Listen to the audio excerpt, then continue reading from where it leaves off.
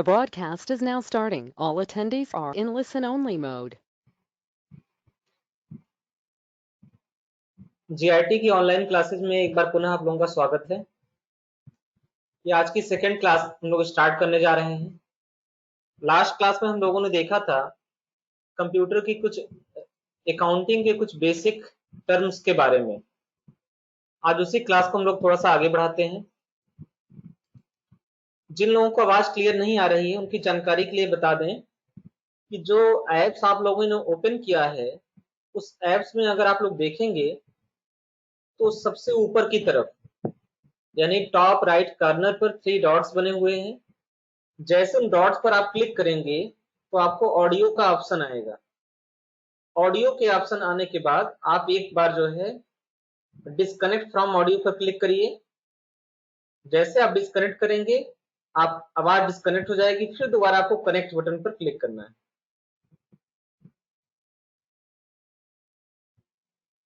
इस तरह से जो वॉइस की दिक्कत आप लोगों के सामने आ रही है वो दिक्कत दूर हो जाएगी। अगर इसके बाद भी दिक्कत बनी है तो समझिए कि आपके नेटवर्क में कुछ प्रॉब्लम है और नेटवर्क को सही करिए। तो चलिए हम लोग स्टार्ट करते हैं आज की क्लास। कल की क्लास में जहां पर हम लोग एंड किए थे आज वहीं से हम लोगों को आगे बढ़ना है।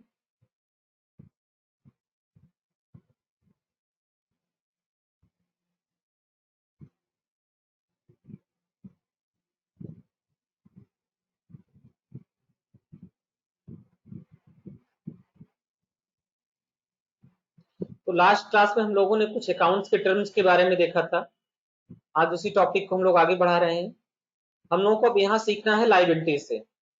आप लोगों को क्लियर दिखाई दे इसके लिए हमने थोड़ा सा जूम कर दिया है। अब आप लोगों को साफ दिखाई दे रहा होगा। तो आज का सबसे पहला वर्ड है लायबिलिटी। तो सबसे पहले हम लोग को समझना है लायबिलिटी क्या होता है। वह पैसा जो एक बिजनेस को किसी दूसरे बिजनेस या व्यक्ति को देना हो वह उस बिजनेस पर लायबिलिटी कहलाता है। जैसे क्रेडिटर से खरीदा गया उधार सामान का पैसा, बैंक से लिए गए लोन का अमाउंट, यह बिजनेस पर लायबिलिटी होता है। यानी जो पैसा हमें किसी और को देना है वह हमारे बिजनेस पर लायबिलिटी होती है। बिजनेस में प्रायः देखा जाए तो बहुत प्रकार की लायबिलिटीज होती हैं। जैसे अगर हमारा बिजनेस किसी रेंटल एरिया पर है तो उस बिल्डिंग का रेंट पे करना बिजनेस की एक लायबिलिटी होती है। इलेक्ट्रिसिटी के बिल का भुगतान करना बिजनेस की एक प्रकार की लायबिलिटी होती है। जितने स्टाफ रखे गए उनकी सैलरी देना एक प्रकार की लायबिलिटी रखी गई है। अगर अपने सप्लायर से हम कुछ उधार माल खरीदते हैं उसका पेमेंट करना भी हमारे बिजनेस की एक प्रकार की लायबिलिटी है। उसके अलावा अगर हमने किसी से लोन ले रखा है ये सारे हमारे बिजनेस की लायबिलिटी है। लायबिलिटी को दो मुख्य भागों में बांटा गया है। एक होती है हमारी करंट लायबिलिटी और दूसरी होती है फिक्स लायबिलिटी। ऐसी लायबिलिटी जो एक फिक्स टाइम इंटरवल के बाद रिपीट होकर बार बार आती है वह हमारी करंट लायबिलिटी कहलाती है।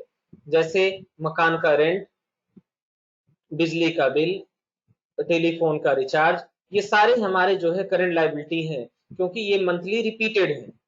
और ऐसी लायबिलिटी जो फिक्स लायबिलिटी के अंतर्गत आती है जिनके रिपीट होने के चांसेस बहुत ही कम होते हैं।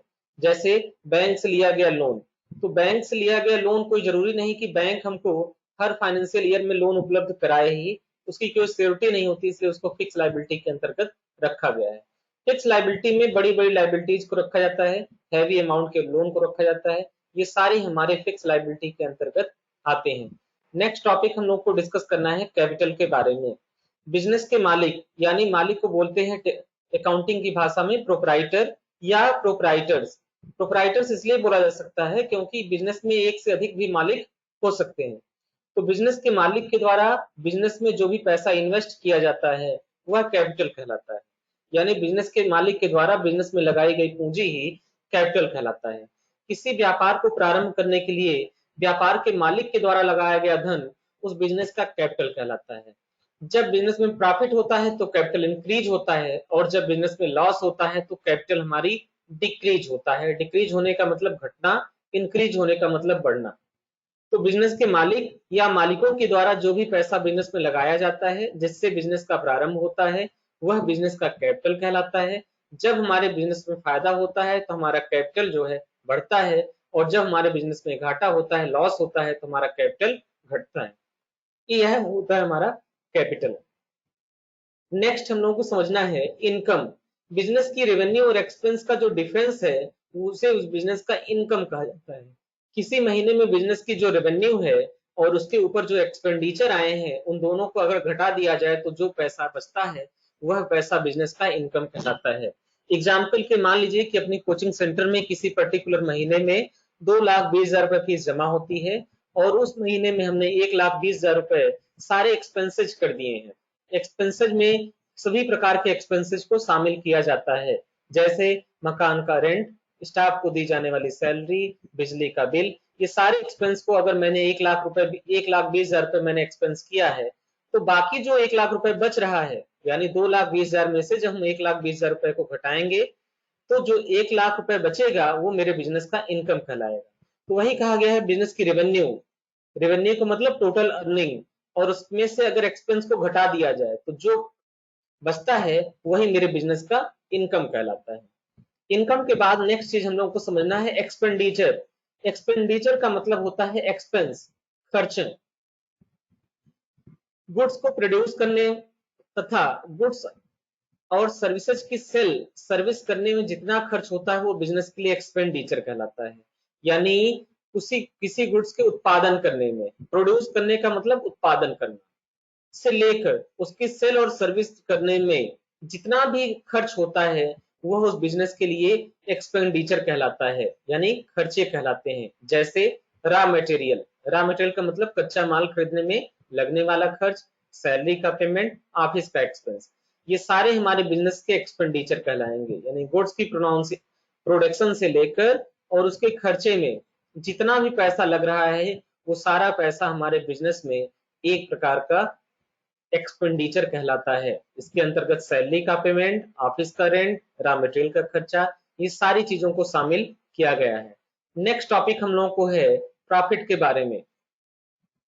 प्रॉफिट क्या है? The excess of revenue over expense during an accounting period called profit. इसको समझिए, हिंदी में इसका मतलब हम आपको समझा रहे हैं, ध्यान सुनिएगा, चीजें आपको समझ में आ जाएंगी। द एक्सेस ऑफ रेवेन्यू यानी रेवेन्यू जो है कितना एक्सेस हो रहा है ओवर एक्सपेंसेस, खर्चों पर, वह मेरे बिजनेस का प्रॉफिट हो।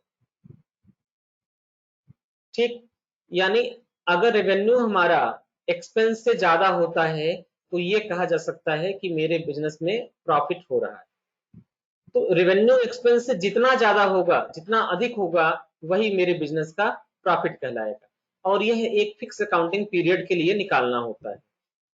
कोई भी अकाउंटिंग पीरियड हमारा 1 साल से बड़ा नहीं होना चाहिए। यानी हम मैक्सिमम जो है 1 साल में यह कैलकुलेशन करेंगे कि 1 साल में मेरा जो है रेवेन्यू कितना रहा और उसके ऊपर एक्सपेंस कितना मैंने किया। इन दोनों को जब घटा देंगे, रेवेन्यू में से एक्सपेंस को घटा देंगे, तो जो बचेगा वही मेरे बिजनेस का प्रॉफिट है। हिंदी में कहा जाए तो हम समझ सकते हैं किसी अकाउंटिंग पीरियड में रेवेन्यू एक्सपेंस में जितना अधिक होता है वही अमाउंट उस बिजनेस का प्रॉफिट कहलाता है। नेक्स्ट चीज है गेन। किसी ट्रांजेक्शन से प्राप्त होने वाला प्रॉफिट ही गेन कहलाता है।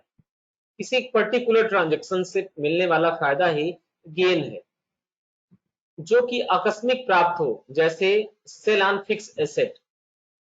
अगर किसी एसेट्स को हम सेल कर रहे हैं और उसमें हमको कुछ प्रॉफिट मिल रहा है तो यह मेरा एक प्रकार का प्रॉफिट जो है गेन कहलाता है। वैसे जनरली देखा जाए तो जब हम एसेट्स को सेल करते हैं तो एसेट्स में प्रॉफिट नहीं मिलता है। जितने भी फिक्स एसेट हमारे बिजनेस में होते हैं उसमें केवल लैंड एक ऐसा एसेट्स है, जमीन एक ऐसा एसेट्स है जिसको सेल करने पर प्रॉफिट जनरेट होता है। मैं आपको एग्जांपल के साथ समझा रहा हूँ। जैसे सपोज करिए एक लैपटॉप मैंने अपने बिजनेस के लिए परचेज किया, तो लैपटॉप मेरे बिजनेस के लिए एसेट्स हो गया, संपत्ति हो गई। अब उस लैपटॉप को अगर हम फर्दर सेल करेंगे तो जितने रुपए हम परचेज किया था उतने रुपए में तो सेल होगा नहीं, उसका दाम कुछ ना कुछ घटेगा, तो वहां पर हमारा एसेट सेल करने पर प्रॉफिट नहीं हुआ। लेकिन अगर हमने कोई लैंड परचेज कर लिया अपने बिजनेस के लिए और उसको 1 साल 2 साल 1 महीने 2 महीने बाद हम उसको सेल करते हैं तो उस लैंड की वैल्यू बढ़ती है।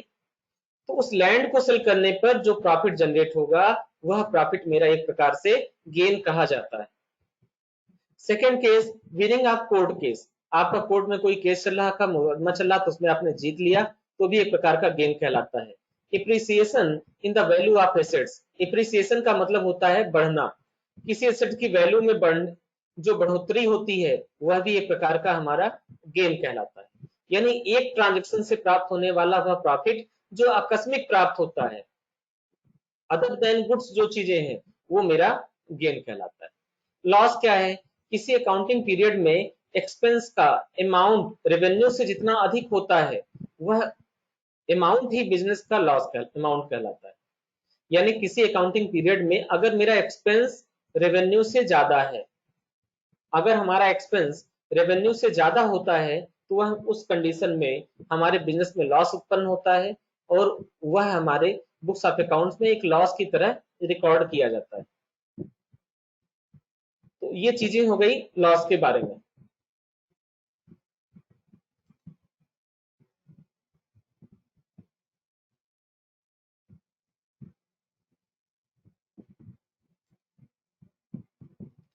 नेक्स्ट हम लोगों को समझना है डिस्काउंट के बारे में। किसी गुड्स की प्राइस में होने वाली छूट या कटौती को ही डिस्काउंट कहा जाता है। डिस्काउंट मेजर रूप से देखा जाए तो दो प्रकार के होते हैं। पहला डिस्काउंट होता है हमारा ट्रेड डिस्काउंट। ट्रेड डिस्काउंट क्या है? ट्रेड डिस्काउंट प्रायः है मैन्युफैक्चरर टू होलसेलर, यानी एक मैन्युफैक्चरर निर्माता कंपनी जो है होलसेलर को देती है और होलसेलर अपने रिटेलर को देते हैं।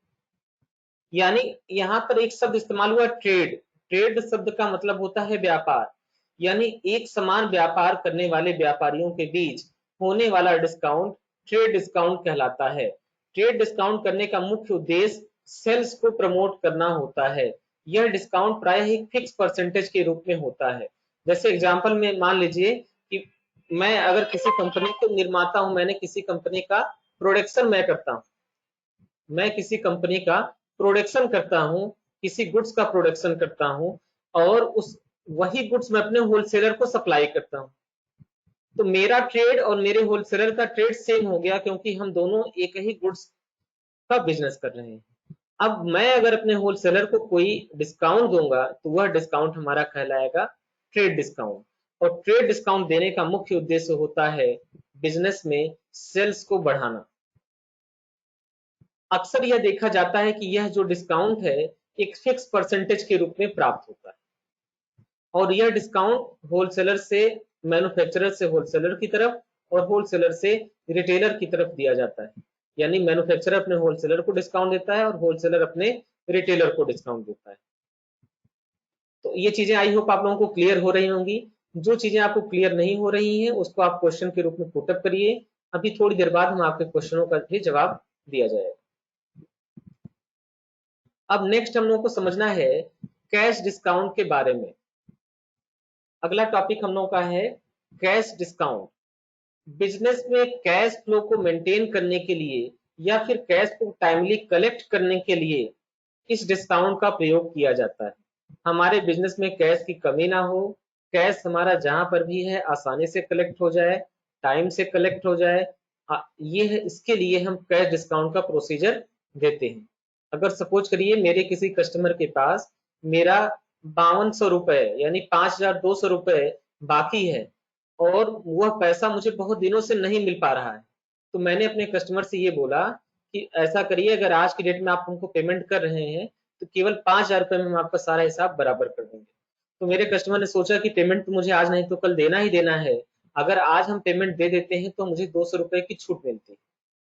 तो इस वजह से वो मुझे आसानी से पेमेंट दे देता है और टाइमली पेमेंट दे देता है, जिसकी वजह से हम अपने कस्टमर को 200 रुपए का डिस्काउंट देते हैं। तो उस प्रकार का जो डिस्काउंट होता है उसको कैश डिस्काउंट यानी सीडी बोला जाता है। तो साधारण शब्दों में ट्रेड डिस्काउंट को टीडी बोलते हैं और कैश डिस्काउंट को सीडी बोला जाता है।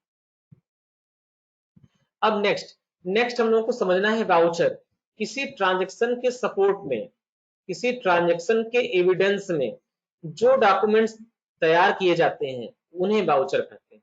जैसे कैश मेमो, इनवाइसेज, चालान, रिसीट, ये सारे हमारे एक प्रकार के वाउचर कहलाते हैं।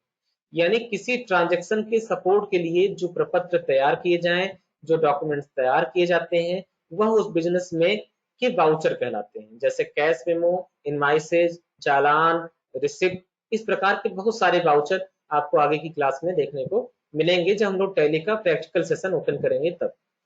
नेक्स्ट हम लोगों को समझना है व्हाट इज गुड्स। गुड्स क्या होता है? कोई व्यापारी जिस वस्तु का व्यापार करता है वह वस्तु उस बिजनेस के लिए गुड्स कहलाता है। दूसरे शब्दों में बिजनेस में पुनः सेल करने के उद्देश्य से खरीदी गई वस्तु गुड्स कहलाती है। अगर अपने बिजनेस में कोई ऐसी वस्तु खरीदते हैं जिसको खरीदने का मेन उद्देश्य होता है रीसेल, पुनः सेल करना, तो वह मेरे बिजनेस के लिए एक प्रकार का गुड्स कहलाता है। यानी हम जिस चीज का व्यापार करते हैं वह वस्तु ही मेरे व्यापार के लिए एक प्रकार का गुड्स है।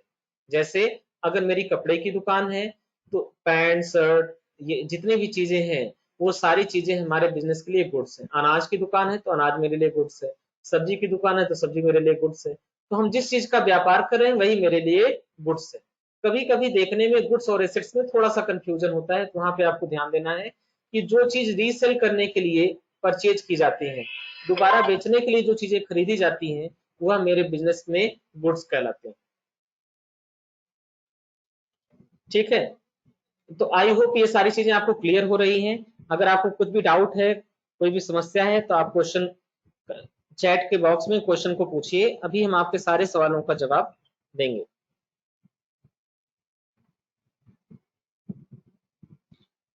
आप लोगों की सुविधा के लिए जो भी क्लास पढ़ाया जाता है उस क्लास की सारी रिकॉर्डिंग आपके सामने ग्रुप में भेज दिया जाता है। जो लोग ऑनलाइन क्लास अटेंड नहीं कर पा रहे हैं नेटवर्क की दिक्कत की वजह से, आवाज की दिक्कत की वजह से, समय के अभाव के कारण, वह जो है उस रिकॉर्डिंग को देखकर आसानी से क्लास को कर सकते हैं और अपने सिलेबस का रिवीजन कर सकते हैं। जो नए स्टूडेंट्स हैं वो शुरुआत से पढ़ाई कर सकते हैं। अगला शब्द हम लोगों को समझना है ड्राइंग। तो ड्राइंग किसी बिजनेस के मालिक के द्वारा किया जाने वाला एक निजी खर्च, यानी बिजनेस का मालिक अपने ऊपर जो खर्च करता है वह उसके लिए ड्राइंग कहलाता है। यह मालिक की पूंजी को घटाता है। यह बिजनेस के मालिक के द्वारा अपने व्यापार में कोई गुड्स या मनी अपने पर्सनल यूज के लिए निकाल लिए जाते हैं तो वह मालिक का ड्राइंग कहलाता है। इन बातों का मतलब समझिए, यानी बिजनेस का मालिक जो प्रोप्राइटर होता है अगर अपने ऊपर कुछ खर्च करता है, अपने निजी जीवन के लिए कुछ खर्च करता है, अपनी फैमिली के लिए कुछ खर्च करता है, तो वह जो है उस बिजनेस के लिए एक प्रकार का ड्राइंग कहलाता है। तो ड्राइंग हमेशा जो है उस प्रोप्राइटर के कैपिटल को घटाता है और यह ड्राइंग में जो है वह बिजनेस के मालिक का निजी खर्च होता है। एग्जाम्पल के लिए मानिए कि किसी पर्टिकुलर मंथ में मेरे बिजनेस में 2 लाख रुपए की फीस जमा होती है और उसमें से मैंने 20,000 रुपए का निजी खर्च किया है, अपने ऊपर खर्च किया है। अपने लिए हमने जो है कुछ कपड़े खरीद लिए, अपनी फैमिली मेंबर्स के लिए कोई सामान ले लिया, कुछ पर्सनल यूज की चीजें ले लिया, या एक अपना लिए अच्छा सा फोन ही खरीद लिया जो कि पर्सनल यूज के लिए है, तो वह मेरे बिजनेस के लिए एक प्रकार का ड्राइंग कहलाता है। नेक्स्ट चीज है परचेज। गुड्स को पुनः विक्रय करने के लिए खरीदने की जो क्रिया है, अगर हमें किसी गुड्स को दोबारा सेल करना है उसके लिए जो खरीदने की क्रिया है वह खरीदने की क्रिया प्रोसेस ही हमारा परचेज कहलाता है। यानी परचेज क्या है, अगर गुड्स को पुनः सेल करने के लिए हम उसको खरीदते हैं तो खरीदने का जो प्रोसेस है वह परचेज कहलाता है। व्यापारी द्वारा खरीदने गया माल क्रय या परचेज कहलाता है। यह परचेज दो तरीके का हो सकता है, एक कैश परचेज, दूसरा क्रेडिट परचेज। अगर परचेज करने पर तुरंत हम भुगतान कर दे रहे हैं तो कैश परचेज है, और अगर हम भुगतान बाद में कर रहे हैं, पेमेंट उसका बाद में कर रहे हैं, तो वो हमारा कहलाता है क्रेडिट परचेज। अगला चीज है हमारा सेल। व्यापारी जिस माल से व्यापार करता है उसकी बिक्री को सेल कहा जाता है। हम जो कुछ भी बेचते हैं वही हमारा सेल है। नेक्स्ट चीज है परचेज रिटर्न। यदि किसी कारणवश परचेज किया गया गुड्स वापस कर दें, हम अपने सप्लायर से कोई गुड्स खरीदा और खरीदने के बाद हमें लगा कि ये गुड्स की क्वालिटी अच्छी नहीं है, गुड्स अच्छा नहीं है, उसकी वजह से हम उसको वापस कर देते हैं, तो मेरा एक प्रकार का परचेज रिटर्न कहलाता है। ठीक, नेक्स्ट है हम लोगों का सेल्स रिटर्न। यदि हमारा कस्टमर किसी कारणवश परचेज किया गया गुड्स हमें वापस कर देता है तो यह प्रोसेस सेल्स रिटर्न कहलाता है। हमारा कस्टमर ने हमसे कोई गुड्स खरीदा, गुड्स खरीदने के बाद किसी भी कारणवश, चाहे उसको गुड्स से सेटिस्फैक्शन नहीं मिल रहा है, या गुड्स उसको सैंपल के हिसाब से नहीं मिला है, या गुड्स हमने उसको डिलीवरी कराई और रास्ते में कहीं टूट फूट गया, कोई भी चीज है, या उसमें कोई टेक्निकल इशू है, किसी भी कारणवश अगर मेरा कस्टमर उस गुड्स को हमें वापस कर देता है तो वह मेरे बिजनेस में सेल्स रिटर्न के रूप में रिकॉर्ड किया जाता है। अगला चीज है स्टॉक। ऐसा अनसोल्ड, अनसोल्ड का मतलब जो चीज सेल ना हुआ हो, गुड्स जो बिजनेस के गोडाउन या वेयर हाउस में सेल के लिए रखा हो, वह गुड्स हमारा स्टॉक कहलाता है। यानी ऐसा गुड्स जो बिजनेस में अनसोल्ड है, यानी जिसकी बिक्री नहीं हुई और हमने उसको सेल करने के लिए अपने गोडाउन या वेयर हाउस में रखा है, जो बिल्कुल रेडी फॉर सेल है, वह मेरे बिजनेस में स्टॉक कहलाता है।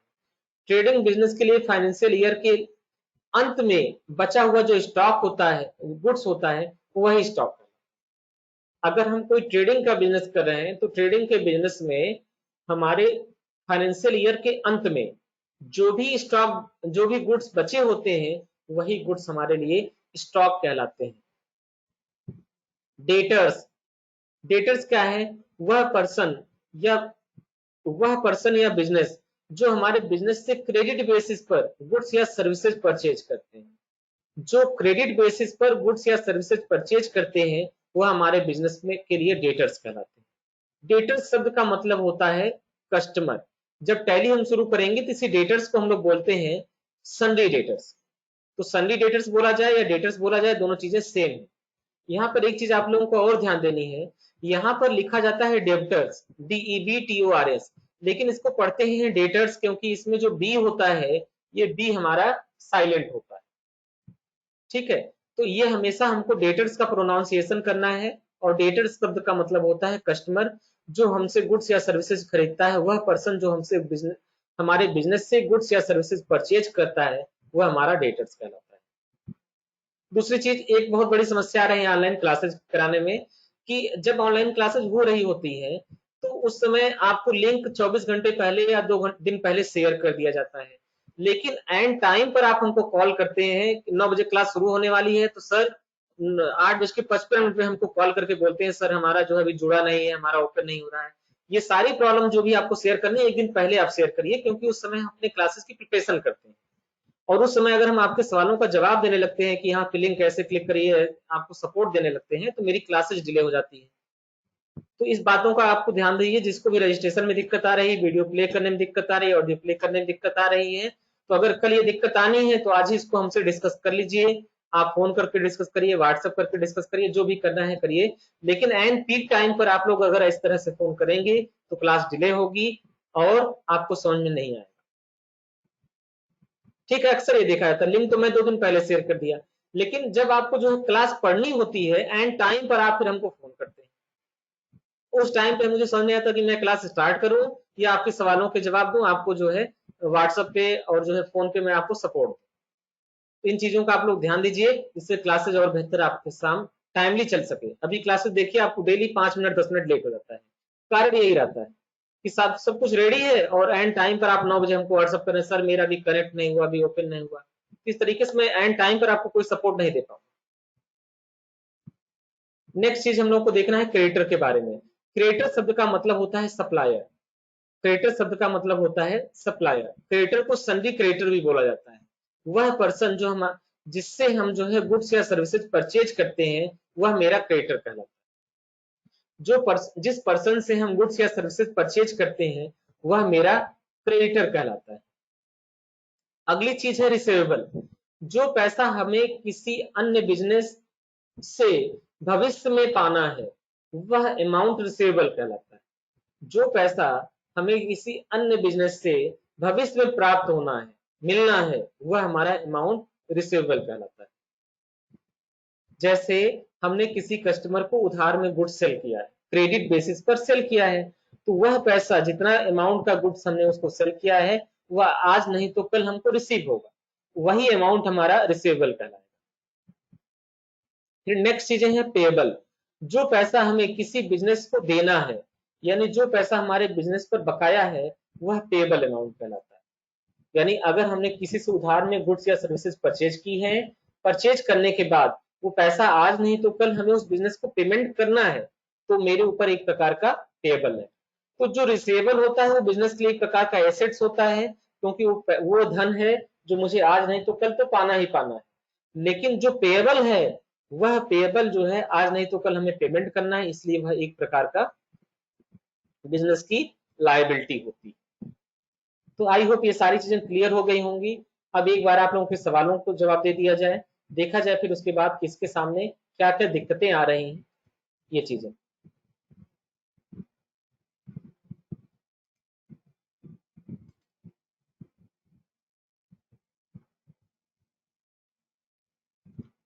सुनील प्रजापति सबसे पहले क्वेश्चन पूछे हैं। Good morning sir. तो गुड मॉर्निंग आपको। सर आपका फोटो नहीं दिख रहा है। हाँ, फोटो आज इसलिए नहीं दिखाया गया कि जब हम वेबकैम को ऑन करते हैं तो वो ज्यादा डाटा कंज्यूम करता है और साथ में क्लियरिटी भी नहीं रहती है।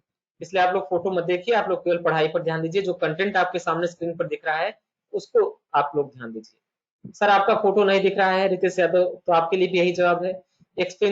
एक्सपेंडिचर एक बार और, सुनील सिंह बोल रहे हैं कि एक्सपेंडिचर को एक बार और एक्सप्लेन किया जाए, गेन को एक बार और। चलिए, एक्सपेंडिचर और गेन को एक बार दोबारा बता दिया जा रहा है।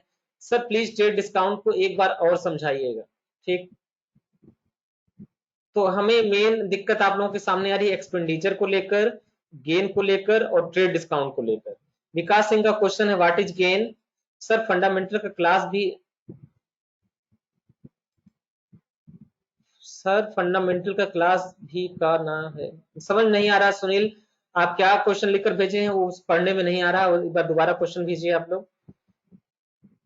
अभिषेक कुमार चौहान बोले हैं कि सर मतलब जो एसेट्स आपने यूज के लिए खरीदा है उस एसेट्स को खरीदने और एसेट्स की रीसेलिंग के लिए खरीदा जाए तो गुड्स खरीदेंगे। तो अक्षय कुमार चौहान आपका क्वेश्चन भी समझ नहीं आ रहा है कि क्या चीज है जो आप पूछना चाहते हैं।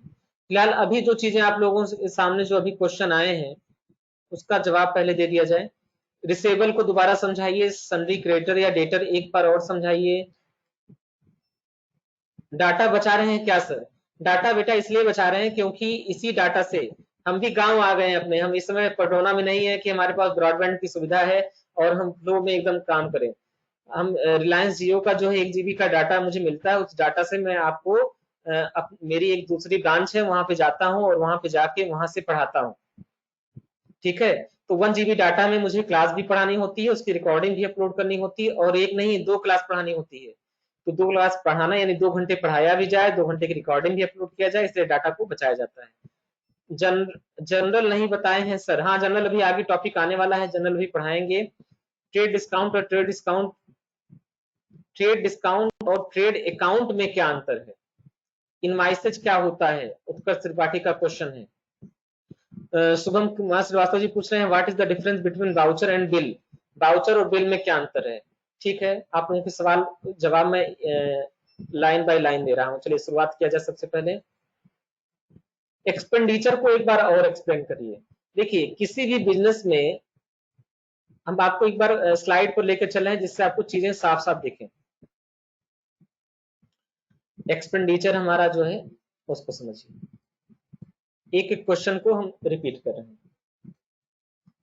किसी गुड्स को प्रोड्यूस करने यानी गुड्स का उत्पादन करने, ये मैन्युफैक्चरिंग के लिए बात लागू होती है। अगर मेरा बिजनेस मैन्युफैक्चरिंग का है तो किसी गुड्स को बनाने में अथवा गुड्स को सेल या सर्विस करने में जो भी खर्च होता है वह खर्च एक्सपेंडिचर कहलाता है। यानी सपोज करिए मेरी एक फैक्ट्री है और उस फैक्ट्री में मैं बैग बनाता हूं, तो बैग बनाने के लिए मुझे रॉ मटेरियल खरीदना पड़ता है, तो वह मेरे बिजनेस का एक प्रकार का एक्सपेंडिचर कहलाएगा। रॉ मटेरियल का मतलब वो कपड़े जिससे हमारा बैग रिपेयर किया जाता है। जो लोग काम करेंगे उनको सैलरी देना होगा, वह भी एक प्रकार का बिजनेस का एक्सपेंडिचर कहलाता है। ऑफिस के जो भी एक्सपेंस होंगे वो भी एक प्रकार का एक्सपेंडिचर कहलाता है। यानी गुड्स को बनाने से लेकर बेचने तक जो भी खर्चे हैं, चाहे वो मेरे गोडाउन में होने वाला खर्च हो, शोरूम में होने वाला खर्च हो या दुकान में होने वाला खर्च हो, वो सारा खर्च मेरे बिजनेस के लिए एक्सपेंडिचर कहलाता है। अगला क्वेश्चन है गेन। तो सुनील, आई होप अब आप एक्सपेंडिचर को समझ गए होंगे। अगर नहीं समझ में आ रहा तो क्वेश्चन को रिपीट करके आप दोबारा भेजें। गेन किसी एक ट्रांजेक्शन में होने वाला जो प्रॉफिट होता है वह गेन कहलाता है। जैसे सिंपली अगर किसी गुड्स को हम परचेज करें, जैसे सपोज करिए 100 रुपए का गुड्स हमने खरीदा, 120 में सेल किया, तो 100 का खरीदा, 120 का सेल किया, ठीक। लेकिन वह गुड्स जो है हमारा एक प्रकार का ट्रेडिंग आइटम है, तो उस गुड्स को सेल करने से जो फायदा मिल रहा है वो प्रॉफिट है, वह गेन नहीं कहा जाए। नॉन ट्रेडिंग आइटम जो जिससे कि अचानक मुझे फायदा मिलता है, उसको सेल करने से जो प्रॉफिट होता है वही मेरा गेन। फिर से इसको समझिए एक बार, किसी एक ट्रांजेक्शन से प्राप्त होने वाला प्रॉफिट गेन कहलाता है। जो आकस्मिक प्राप्त हो, यानी जिसका सेल होना बिजनेस में पॉसिबिलिटीज कम हो और वो आकस्मिक सेल हो, यानी उसके लिए कोई पहले से फिक्स टाइमिंग ना हो, फिक्स ड्यूरेशन ना हो, फिक्स रिपीटेशन ना हो। जैसे फिक्स एसेट, जैसे मान लो कोई मैंने एक जमीन खरीदा, 2 लाख रुपए में सपोज करो एक जमीन खरीदा। अचानक मुझे किसी कस्टमर ने बोला कि जमीन का मैं आपको 5 लाख रुपए दूंगा। मुझे लगा यार तो बहुत फायदे का काम है, 2 लाख का जमीन 5 लाख रुपए में सेल हो जा रहा है। अच्छा, इस जमीन को मैंने एसेट्स के लिए खरीदा था, क्योंकि मेरा कोई प्रॉपर्टी डीलिंग का बिजनेस नहीं है, मेरी कंप्यूटर की दुकान है और मैंने अपनी कंप्यूटर की दुकान की शोरूम के लिए जमीन खरीदा था।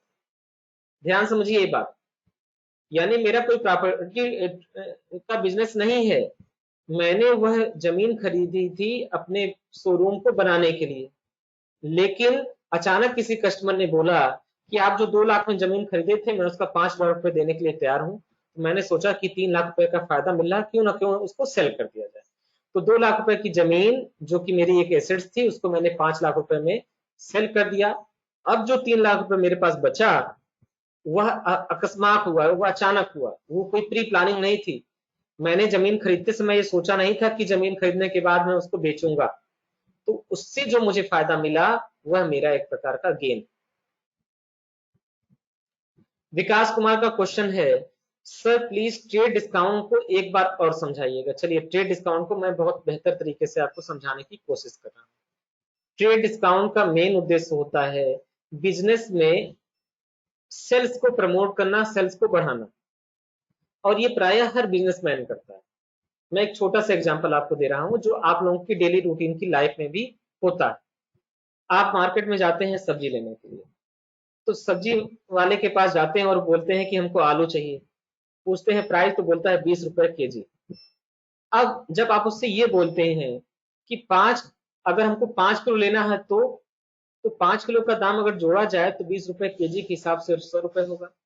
लेकिन वह जो बिजनेसमैन यह सोचता है, वह सब्जी वाला ये सोचता है कि अगर हम आलू उसको 1 किलो बेचेंगे तो मुझे फायदा कम होगा, 5 किलो मेरा सेल होगा तो मेरा फायदा ज्यादा होगा।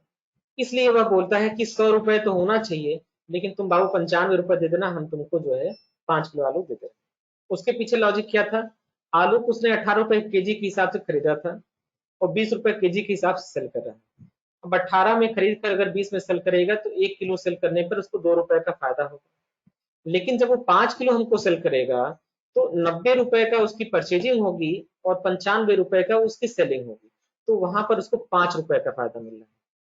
तो आप लोग बताइए कि किसी ट्रांजेक्शन में 2 रुपए का फायदा हो तो वो अच्छा है, या उसी ट्रांजेक्शन में 5 रुपए का फायदा हो वो अच्छा है।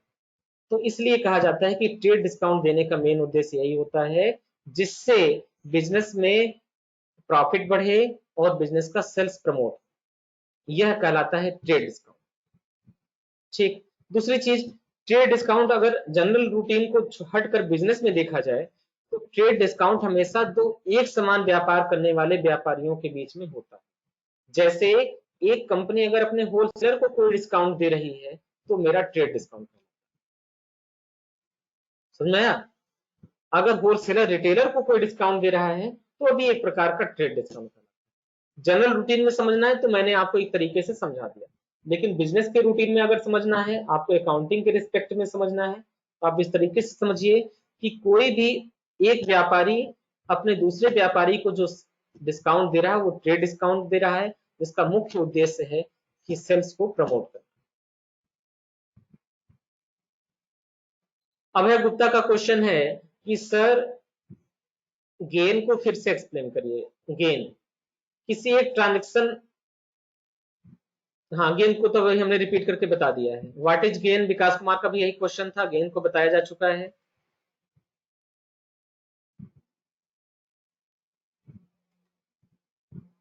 उसके बाद सुनील क्वेश्चन का क्वेश्चन है रिसीवेबल।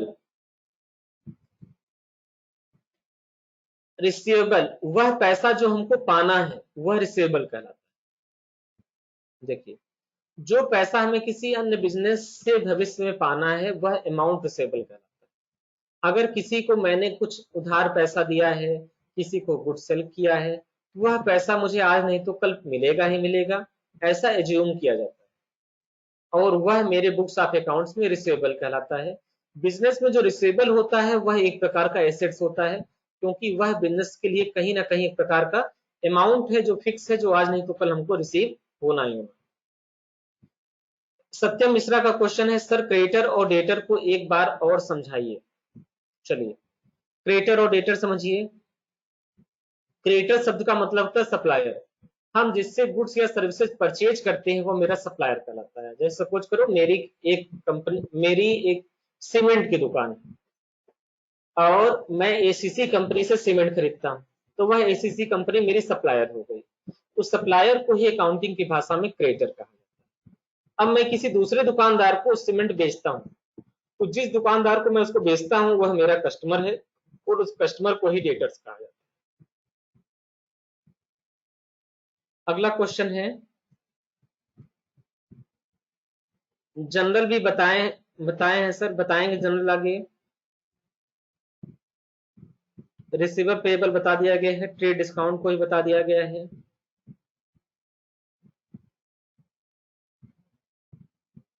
ट्रेड डिस्काउंट और ट्रेड अकाउंट में क्या अंतर है? देखिए, ट्रेड डिस्काउंट एक समान व्यापारियों के बीच होने वाला डिस्काउंट ट्रेड डिस्काउंट है। और यहाँ पर ट्रेड अकाउंट में क्या, तभी तो ट्रेड अकाउंट के बारे में मैंने बताया ही नहीं है। मैंने बताया है ट्रेडिंग नेचर का बिजनेस। ये दोनों बिल्कुल डिफरेंट चीजें हैं। एक ट्रेड डिस्काउंट है, दूसरा ट्रेडिंग नेचर का बिजनेस है। इनवाइसेज क्या होता है?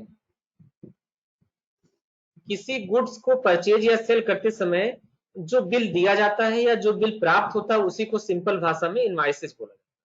उसी को, इनवाइस का मतलब होता है बिल। आप दुकान पे जाते हैं, सामान खरीदते हैं तो आपको बिल मिलता है ना, ठीक? तो जो बिल मिलता है वही आपका इनवाइस है। शुभम कुमार श्रीवास्तव का क्वेश्चन है, sir what is the difference between voucher and bill? Voucher और बिल में क्या अंतर है? देखिए, वाउचर और बिल ये दोनों चीजें मिलती जुलती भी हैं और दोनों में थोड़ा बहुत डिफरेंस भी है। वाउचर देखिए, ट्रांजेक्शन्स को रिकॉर्ड करने के लिए जो प्लेस है वह आपका वाउचर है, ठीक?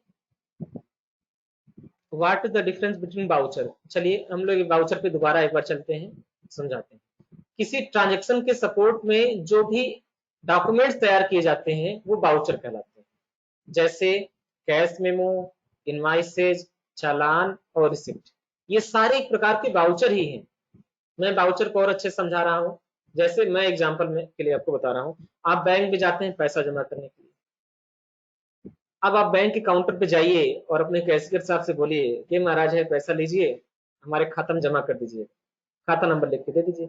क्या वो पैसा जमा होगा? नहीं जमा होगा। आपका कैशियर आपसे बोलेगा कि नहीं, जाइए पहले जो है डिपॉजिट स्लिप भर के आइए। तो वही डिपॉजिट स्लिप एक प्रकार का डिपॉजिट वाउचर है। समझ आ रही है ना बात?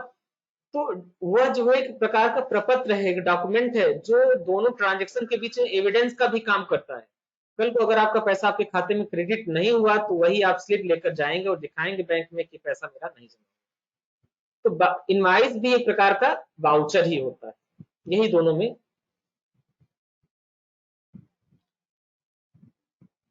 सुनील सिंह का क्वेश्चन है, सर फंडामेंटल का क्लास मुझे करना है। फंडामेंटल की क्लास के लिए आप अलग से मुझे व्हाट्सएप करिए अपना नाम और रजिस्ट्रेशन नेम लिखकर, तो हम आपको फंडामेंटल क्लास में लिंक करेंगे। सर क्रेडिट और डेबिट के बारे में बताइएगा। जनरल एंट्री जब पढ़ाया जाएगा तो क्रेडिट और डेबिट के बारे में वहां पे आपको क्लियर बताया जाएगा। अभी क्रेडिट और डेबिट का नाम मैंने नहीं लिया है। सर एसेट्स और गुड्स में डिफरेंट क्या है? अक्षय कुमार चौहान का क्वेश्चन है, एसेट्स और डिफरेंट में एसेट्स और गुड्स में क्या अंतर है? देखिए, गुड्स को हम खरीदते हैं दोबारा बेचने के लिए और एसेट्स अपने बिजनेस के इस्तेमाल के लिए लेते हैं, यही दोनों में मेन अंतर। अजहर हुसैन जी का क्वेश्चन है, define assets and liability again. Assets और लायबिलिटी को दोबारा एक्सप्लेन किया जाए। चलिए, बिजनेस को चलाने के लिए जो भी चीजें हेल्पफुल है, यानी वह वस्तुएं जो बिजनेस में हेल्प करती हैं, वह मेरे बिजनेस में एक प्रकार के एसेट्स कहलाती हैं। यानी हर वह वस्तु जो बिजनेस में सपोर्ट करती है, वह बिजनेस के लिए एसेट्स है। जैसे मान लीजिए हमारी कोचिंग सेंटर के लिए जो बेंच डेस्क है एसेट्स है, कंप्यूटर एसेट्स है, फैन एसेट्स है, क्योंकि ये सारी चीजें हमारे हमारे बिजनेस को सपोर्ट करती हैं। लाइबिलिटी क्या है? मेरे बिजनेस पर जो जो पैसा मेरे बिजनेस पर बकाया है, जो पैसा मेरे बिजनेस पर ड्यू है, जिस पैसे को मुझे किसी और को देना है, वह मेरे बिजनेस पर लाइबिलिटी। जैसे मकान का किराया बिजनेस की लाइबिलिटी है, स्टाफ को दी जाने वाली सैलरी बिजनेस की लाइबिलिटी है, किसी से उधार पैसा लिया है तो वो इसकी लाइबिलिटी है।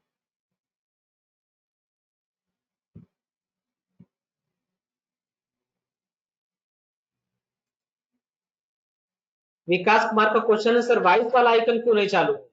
वो वॉइस वाला आइकन मैंने यहाँ से आप लोगों का बंद कर रखा है। इसलिए बंद कर रखा कि अगर वॉइस हम इनेबल कर देंगे तो आप लोग जो चैट करें, चैट ना सीधे आप बोलना शुरू कर देंगे। अब एक साथ अगर सारे लोग बोलेंगे तो वहां पर चीजें समझ नहीं आ जाएगी। विकास कुमार रिप्लाई दिए हैं कि सर ट्रेड डिस्काउंट अच्छे से समझ में आ गया। प्रियांशु मिश्रा कह रहे हैं सर डिस्काउंट को एक बार समझाइए। समझा दिया गया है, डिस्काउंट के बाद दोबारा समझा दिया गया है। सर स्टॉक का मतलब क्या है बताइए?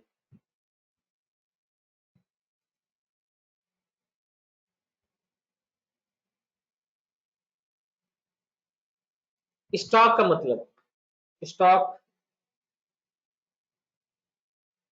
चलिए स्टॉक के बारे में बताया जाए।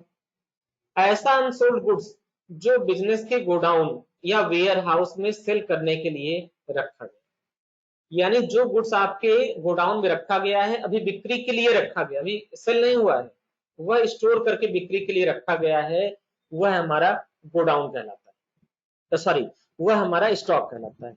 यानी वह गुड्स जो अभी सेल नहीं हुआ है, सेल करने के लिए रखा गया है गोडाउन में, वही मेरे बिजनेस में एक प्रकार का स्टॉक है। और फाइनेंशियल ट्रेडिंग का बिजनेस अगर हम करते हैं तो जो फाइनेंशियल ईयर के अंत में बचा हुआ स्टॉक गुड्स है, वही एक प्रकार का स्टॉक है, जिसे हम प्रायः क्लोजिंग स्टॉक भी बोलते हैं।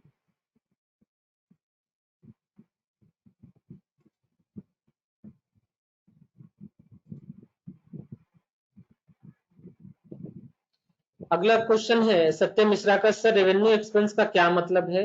रेवेन्यू बाबू दूसरा चीज है, एक्सपेंस दूसरा है।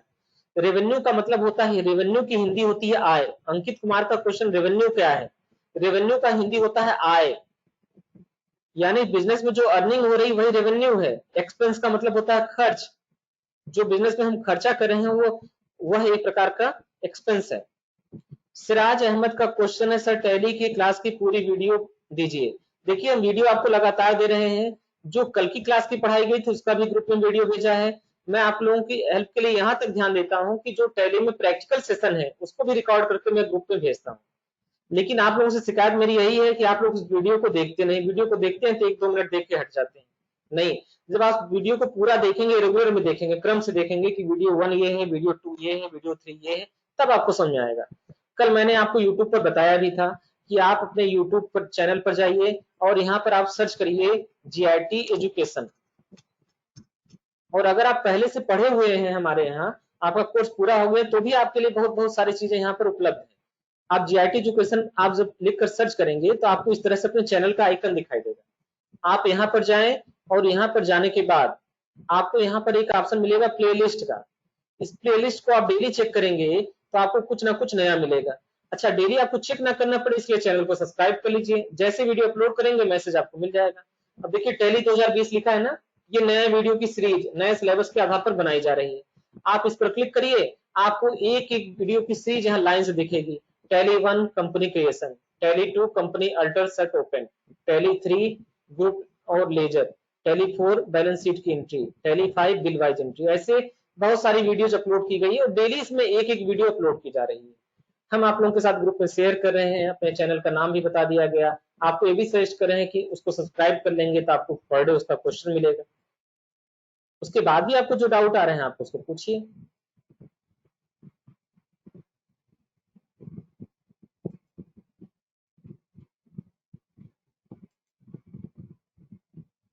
रितेश यादव पूछ रहे हैं पहले वाला नोट्स काम आएगा? बिल्कुल काम आएगा। पहले वाला नोट्स आप रखे हैं तो उससे पढ़िए, आपको उससे काफी हेल्प मिलेगी। देखिए जो टैली एस के बच्चे हैं, टैली प्रो के बच्चे हैं, टैली गुरु के बच्चे हैं, उनके लिए जो बुक दिया गया है वो बुक पर्याप्त है, बहुत ही बेहतर बुक्स है, बहुत ही बेहतर बुक है, तो उसके लिए आपको परेशान होने की जरूरत नहीं है।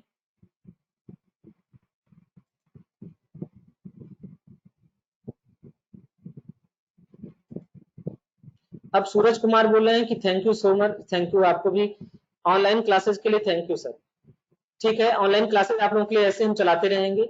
देखिए जो पढ़ने के इच्छुक है वो कुछ ना कुछ अरेंजमेंट करके ऑनलाइन क्लासेस कर लेंगे। मुझे एक ही चीज समझ में आया है कि जो लोग पढ़ने के इच्छुक है वो कुछ ना कुछ अपना अरेंजमेंट करके ऑनलाइन क्लासेस अपना अटेंड कर लेते हैं। अब जिनको नहीं पढ़ना है वो क्लास में बैठ के भी मोबाइल चलाते हैं, तो उनके लिए क्या कहा जाए।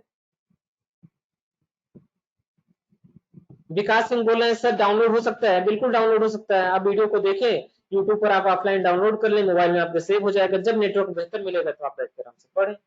एक बार डाउनलोड कर लेंगे तो आपकी प्लेलिस्ट में दिखाएगा, आप उसको बाद में देख के आराम से पढ़िए। तो हर प्रकार की सुविधा तो आपको दी जा रही है, हम हर प्रकार से कोशिश कर रहे हैं कि किसी तरह आप लोगों का जो बीच का ये गैप है वो गैप खत्म हो जाए, आपको जो चीजें पहले से पढ़े वो भूले ना।